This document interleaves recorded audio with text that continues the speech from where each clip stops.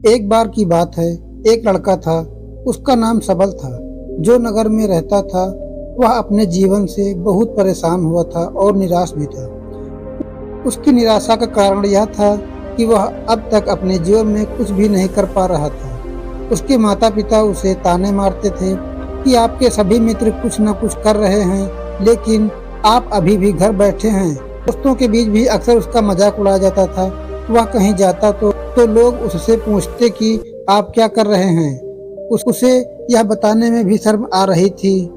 वह कुछ नहीं कर रहा था। धीरे धीरे उसने रिश्तेदारों से मिलना जुलना कम कर दिया और लोगों से मिलना भी बंद कर दिया। वह ज्यादातर समय घर पर ही रहता था। वह अकेले रोता था और भगवान को कोसता था और अपनी किस्मत को दोष देता है। अब उसे अपना जीवन बोझ लगने लगा था। कभी कभी वह सोचता था कि कब वह कुछ करने के योग्य बनेगा, और फिर यह सोचता था कि जिंदा रहने से तो अच्छा है कि मर जाना। एक दिन वह अपने नगर की एक गली से गुजर रहा था। तभी उसने देखा कि एक उपदेशक दुख और परेशानियों पर उपदेश दे रहे हैं। वह भी उसी भीड़ में सबसे पीछे बैठ गया और गुरु के प्रवचन सुनने लगा। उपदेशक कह रहा था, दुख एक शिक्षक की तरह है जो हमें जीवन की सच्चाई दिखाता है और हमें जीने का सही तरीका सिखाता है। आप चाहें तो जिंदगी जीना भी सीख सकते हैं। गुरुजी उपदेश दे रहे थे कि तुम चाहो तो कुछ भी हासिल कर सकते हो, और अगर चाहो तो एक कोने में बैठकर रो सकते हो। इन सभी बातों को सबल ध्यान से सुन रहा था, लेकिन शिक्षक की यह बातें पसंद नहीं आई। उसने खड़े होकर कहा कि कुछ भी सिखाने से दुख दूर नहीं होता है, इसमें केवल दर्द होता है। दुख की पीड़ा अनंत है। ऐसा लगता है कि इसके बाद कुछ होने वाला नहीं है। इससे कुछ भी फर्क नहीं पड़ता है। इसके सामने तो मौत भी छोटी लगती है। उपदेशक ने कहा, फिर तुम्हारा दुख क्या है? सबल ने उसके सामने अपनी सारी व्यथा सुनाई और पूछा, मेरे दुख का कोई उपाय है तुम्हारे पास? यह सुनकर शिक्षक मुस्कुराए और बोले, तुम उस दिन मेरे पास आओ जब आपके जीवन में वास्तविक दर्द हो। मैं आपकी समस्या का समाधान अवश्य करूंगा। यह कहकर गुरु वहां से चले गए। सबल ने सोचा कि मेरा दुख तो नकली तो नहीं है। क्या मैं जिस दर्द से गुजर रहा हूँ वह नकली है? मेरा दुख कोई नहीं समझ सकता। जब माँ बाप नहीं समझते तो गुरु क्या समझेंगे? उसके दुखों से व्यथित होकर सबल ने एक फैसला किया, लेकिन उसके घर वाले पूछते हैं कि क्या वह कुछ कोशिश कर रहा है। वह अपने व्यवसाय में लगा रहा और धीरे धीरे उन्हें सफलता मिलने लगी। फिर उसने गति पकड़ी और केवल 3 साल के अंदर ही वह एक बड़ा बिजनेसमैन बन गया। अब सबल के आसपास ऐसे कई लोग थे जो उसकी परवाह करते थे, जो उससे प्यार करते थे। अब उसके परिवार के सदस्य भी उसकी तारीफ करने से नहीं थकते थे। दिन ब दिन उसके मित्रों की संख्या बढ़ती जा रही थी। अब वह अपनी जिंदगी से बहुत खुश था। उसके कुछ दोस्तों ने उन्हें सलाह दी कि जब आप एक बड़ा बिजनेसमैन बनकर बहुत खुश हैं, तो सोचिए आपको कितना खुशी होगी अगर आप इस शहर और इस राज्य के सबसे बड़े बिजनेसमैन बन जाते हैं। कितने लोग आपसे जुड़ना चाहेंगे, आपकी कितनी बड़ी ख्याति होगी, और स्वयं राजा भी आपसे दोस्ती करना चाहेंगे और जरूरत पड़ने पर ही आपसे पैसे उधार लेंगे। दोस्तों की यह बात सबल के मन में घर कर गई। अब वह और पैसे कमाने की कोशिश करने लगा, लेकिन उसे यह सब बहुत ही जल्दी चाहिए था। वह समय बर्बाद नहीं करना चाहता था। उसका अधिकांश समय इन चीजों को प्राप्त करने में लगने लगा, इसलिए वह ऐसे काम करने लगा जो सही नहीं था। उसने बड़ा उधार लेना शुरू कर दिया। उसके दोस्तों से पैसे की मात्रा और अधिक मुनाफा कमाने के लालच में वह अपने माल में मिलावट भी करने लगा। उसने अन्य व्यवसायियों के खिलाफ भी साजिश रची और उन्हें डराया धमकाया। जैसे उसके दोस्त कहते थे वैसा ही करता था। वह इन तरीकों से ज्यादा पैसा कमा रहा था, पर अब उसके जीवन में पहले जैसा चैन न था। उनके मन की शांति गायब हो गई थी और वह रात को सो नहीं पाता था। वह हंगामे में रहता था। वह सब कुछ पाकर भी उन्हें किसी भी चीज से खुशी नहीं मिल रही थी। एक दिन सबल अपनी गाड़ी से कहीं जा रहा था। तभी रास्ते में उन्हें उपदेशक का आश्रम दिखाई दिया। वह रुक गया और गुरु के पास जाकर बोला, संत, आपने मुझे मेरे पास आने के लिए कहा था। जब मेरे जीवन में सच्चा दुख आता है, अब मैं बहुत दुखी हूँ कि मेरी नींद हराम हो गई है, मुझे कहीं भी शांति नहीं मिल रही है। इस प्रकार सबल ने अपनी सारी समस्याएं गुरु को बताई। गुरु ने कहा, जब तुम पहली बार मुझसे मिलने आए थे तब भी तुम किसी दुख में थे, आपने उस दर्द से क्या सीखा? सबल ने कहा कि सिर्फ सोचने और चिंता करने से कुछ नहीं होता। आपकी दृष्टि को सच करने के लिए यह कार्रवाई करता है और सिर्फ काम करने से कुछ नहीं होता, परिणाम भी मिलना चाहिए। जब आपको लगता है कि आपका लक्ष्य हासिल नहीं होने वाला है, तब राह में चाहे कितनी भी मुश्किलें आ जाएं, मन कितना भी निराश क्यों ना हो, कितना भी लगता हो कि अब कुछ नहीं होने वाला है, तभी विश्वास करें, मैं जो भी कुछ कर रहा हूँ उसमें अवश्य सफलता होगी। लोग केवल सफल होने का सम्मान करते हैं। कोई कितना भी अच्छा क्यों ना हो, वह हमेशा लोगों की नजरों में बोझ बने रहते हैं। यह सब सुनकर उपदेशक मुस्कुराया और बोला, जो आपके पास है तो यह वास्तविक दुख नहीं है। आपके जीवन में वास्तविक दुख आए तब मेरे पास आओ, मैं उसे ठीक कर दूंगा।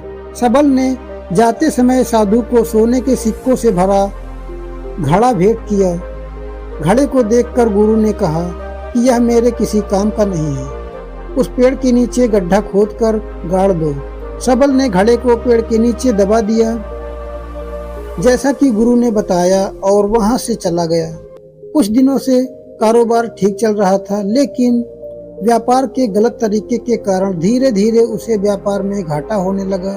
उसकी सारी दौलत धीरे धीरे खत्म होने लगी और एक दिन ऐसा भी आया जब उसके पास कुछ भी नहीं बचा और उस पर कर्ज का बोझ चढ़ गया, परंतु वह निश्चिंत था क्योंकि उसने अपना सारा कर्ज अपने दोस्तों से लिया था। उसने सोचा कि मेरे दोस्त बुरे वक्त में उसके साथ खड़े रहेंगे, लेकिन ऐसा कुछ नहीं हुआ। जैसा कि बुरा वक्त आया, दोस्त पहले ही उससे कर्ज मांगने लगे। अगर उसने कर्ज नहीं लौटाया, उन्होंने उसे जान से मारने की धमकी भी दे दी। उसका परिवार भी गलतियां और कमियां गिनाने लगा। उसकी सारी संपत्ति नीलाम कर दी गई और उसके पास कुछ भी नहीं बचा। जब उसने अपने पिता से मदद मांगी, पिता ने कहा कि मेरे पास थोड़ी सी संपत्ति है, मैं तुम्हारी माँ को क्या कहूँगा अगर मैं तुम्हें ये दे दूं? यह संपत्ति हमारा अंतिम उपाय है। सबल के मन में गहरा दुख छा गया। उसके आसपास कोई नहीं था जो उसके दुखों को समझ सके, जो उसे संभाल सके। जनता के इस विश्वासघात के कारण वह अंदर से टूट चुका था। वह सोचने लगा कि अब जीने का क्या मतलब है, अब मौत ही मेरा सहारा है। अब वह आत्महत्या करने के लिए पहाड़ी पर जा रहा था। तब उसे याद आया कि शिक्षक ने उससे कहा था, मेरे पास आओ जब तुम्हारे जीवन में वास्तविक दुख हो। सबल गुरु के पास गया और अपनी सारी व्यथा सुनाई। आंखों में आंसू लिए उसने कहा है, गुरुजी मेरे दुख का निवारण कीजिए। गुरु ने कहा, जब जीवन में असली दुख होता है तब मेरे पास आ जाना, मैं इसे जरूर ठीक करूंगा। सबल ने कहा कि गुरुजी, यह क्या हो रहा है मेरी जिंदगी में? अभी दुख नहीं है तो और आखिर असली दुख क्या है? गुरु ने कहा कि पहले आप मुझे बताओ, आपने अपने दुख से क्या सीखा? सबल ने कहा कि मैं वह सीखा जो लोग हमारे जीवन में आते हैं, वह हमारी सफलता और प्रगति के कारण वो हमें धोखा जरूर देते हैं, क्योंकि बुरे समय में वे हमारे साथ नहीं खड़े होंगे, अच्छे समय में ही हमारा फायदा उठाएंगे और बुरे समय में हमें छोड़ देंगे।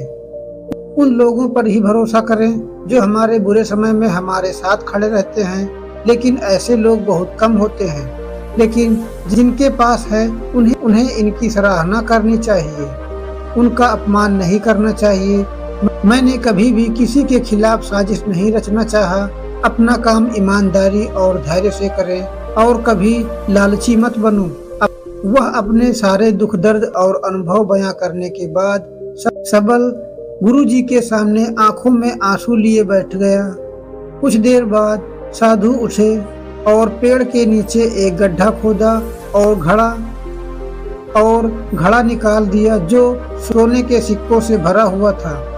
उसने सबल को देखकर कहा, मेरे पास आओ जब तुम्हारे जीवन में वास्तविक दुख हो।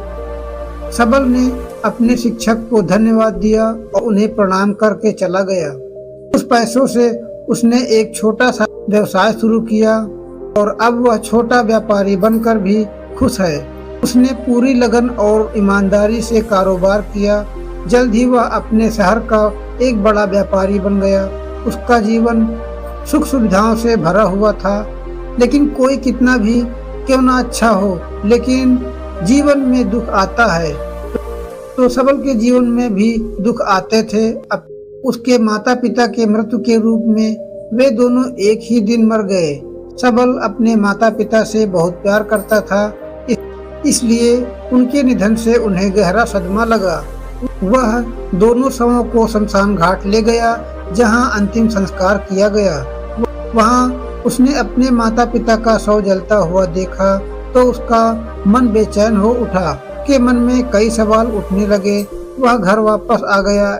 उसने अपने माता पिता के घर और संपत्ति को देखा, जिसके लिए उसके पिता हमेशा लड़ते रहे। आज वो सूना पड़ गया। जिन्होंने इसकी देखभाल की, इसके लिए लड़ने वाले इस दुनिया से चले गए। उसके पिता ने जो कुछ कमाया वह सब यहीं रह गया। एक दिन पहले उसके पिता मारपीट करते थे किसी के साथ उसकी संपत्ति के लिए। आज वो खुद इस दुनिया से चले गए। उसका मन ऐसे अनेक विचारों के बवंडर में था। वह अंदर से अकेला और डरा हुआ था। वह खाली महसूस कर रहा था। उसे लग रहा था कि कुछ है, वह समझ नहीं सका। इसलिए वह गुरु के पास गया। उसे देखकर गुरुजी ने कहा, क्या जीवन में कोई दुख है? सबल ने कहा, वैसे तो जीवन में कोई दुख नहीं है, सब कुछ अच्छा चल रहा है, लेकिन आज मेरे माता पिता का देहांत हो गया है। मैं इस घटना से बेहद दुखी और परेशान हूँ। गुरुजी ने कहा, इसमें दुखी होने की क्या बात है? यहाँ एक दिन सबके अपनों को मरना है। कोई न कभी जिया है और न कभी रहेगा। एक दिन मुझे भी मरना है। शायद तुम कल ही मर जाओगे या आप आज भी मर सकते हैं। सबल ने कहा, क्या कह रहे हो गुरुजी? मैं भी मर जाऊंगा, लेकिन मैं अभी जवान हूँ।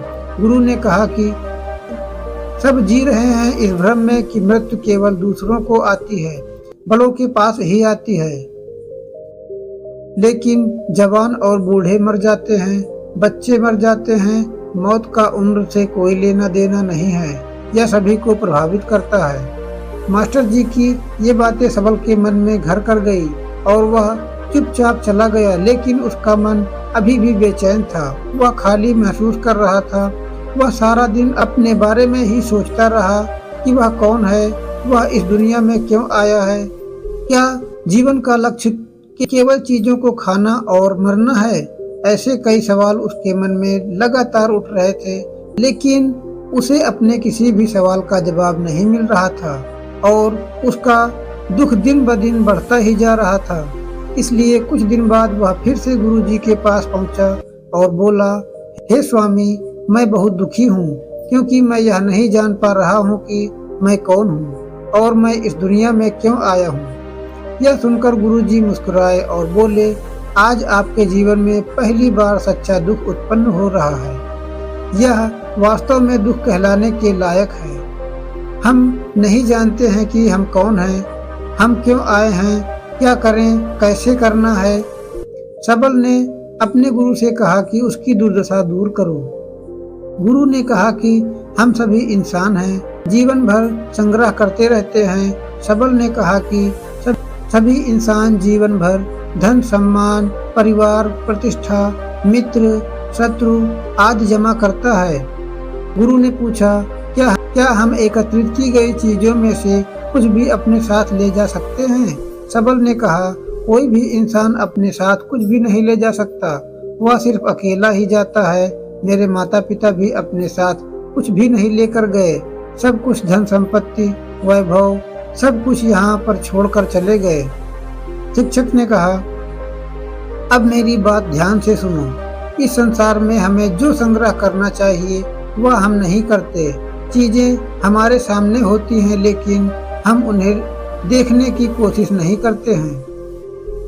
हमें इस दुनिया में जो कुछ भी इकट्ठा करना है वह हम खुद हैं। हमें खुद को जुटाना होगा ताकि जब हम मरें तो हम एकजुट हो सकें और दुख को पहचानने में सक्षम होने के लिए हम अंदर से बटे हुए हैं। हम प्यार, नफरत, गुस्सा, ईर्ष्या में बटे हुए हैं।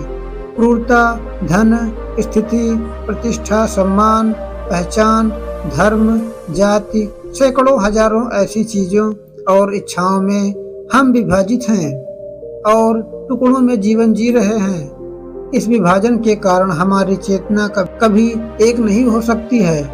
हमारी चेतना शक्ति बिखरी हुई है, इसलिए हमारे पास इतनी ऊर्जा नहीं है कि हम जुड़ सकते हैं और अपने भीतर देख सकते हैं। वास्तव में धन, सम्मान और सुविधाओं का अभाव लोग इसे दुख समझते हैं और जीवन भर के लिए जो दुख कहकर रोते रहते हैं और समाधान खोजने का प्रयास करते रहते हैं, उन्हें अपना समाधान कभी नहीं मिलेगा, क्योंकि जिसे लोग दुख कहते हैं वह वास्तविक दुख नहीं है। यह सिर्फ एक आदमी की इच्छा है। इसकी इच्छा कभी पूरी नहीं होती, इसलिए व्यक्ति को कभी भी उसके प्रश्नों का समाधान नहीं मिलता। इसलिए इन सब से परे यदि आप अपने दुखों का अंतिम समाधान चाहते हैं तो सबसे पहले खुद को समेटो। इस दुनिया में अपनी ऊर्जा वापस ले लो और इकट्ठा करो। अपने आप पर ध्यान केंद्रित करो, स्वयं पर ध्यान दो। अपनी मृत्यु से पहले अपने आप को जानने की कोशिश करो, बिखरो मत। सबल ने कहा, तो गुरुजी क्या हम इस संसार को छोड़ दें? हमारी सभी इच्छाओं को मार देना चाहिए। किसी से प्रेम नहीं करना चाहिए, धन संग्रह नहीं करना चाहिए, सम्मान की आशा छोड़ देनी चाहिए। शिक्षक ने कहा कि भावनाएं और इच्छाएं ऐसे बिखरे हुए मनुष्य से निकल जाएं, जैसे कोई पत्थर पहाड़ से गिरे जिस पर पर्वत का कोई बस नहीं है। सिवाय देखने के परेशान होना, वैसा ही बिखरे हुए मनुष्य की इच्छाएं बेकाबू और दर्दनाक हैं। उसका नियंत्रण मन इच्छा करता रहता है और कल्पना करता रहता है और यह दुख देता है। लेकिन जब एक व्यक्ति अपने मन को एकत्र करता है तो वह जो कुछ भी करता है वह उसके नियंत्रण में होता है। फिर उसकी इच्छा से इच्छाएं भी उत्पन्न होती हैं। सबल ने कहा कि आपने मेरे असली दुख का समाधान कर दिया। आपका बहुत बहुत धन्यवाद। अब से मैं खुद को समेटने, खुद को तराशने की कोशिश करूंगा। गुरुजी ने कहा कि मानव शरीर में बहुत ऊर्जा है और शक्ति है, लेकिन यह फालतू के कामों में बटा हुआ है, बेकार की बातों में लगा हुआ है। यह एक बहुत ही शक्तिशाली मशीन की तरह है, एक बच्चे के हाथ में रखा जा रहा है और वह बिना सोचे समझे अपनी शक्ति बर्बाद कर रहा है और बिना किसी नियंत्रण के। इसलिए इस शक्ति पर ध्यान दें, अपनी चेतना और इसे इकट्ठा करें। सबल को अपने प्रश्नों का उत्तर मिल गया। उसने अपने गुरु का शुक्रिया अदा किया और चुपचाप चला गया। दोस्तों, उम्मीद है कि आपको यह कहानी पसंद आई होगी। अगर पसंद आई है तो कहानी को लाइक करें और चैनल को सब्सक्राइब करें। मिलते हैं ऐसी वीडियो के साथ में, तब तक के लिए धन्यवाद।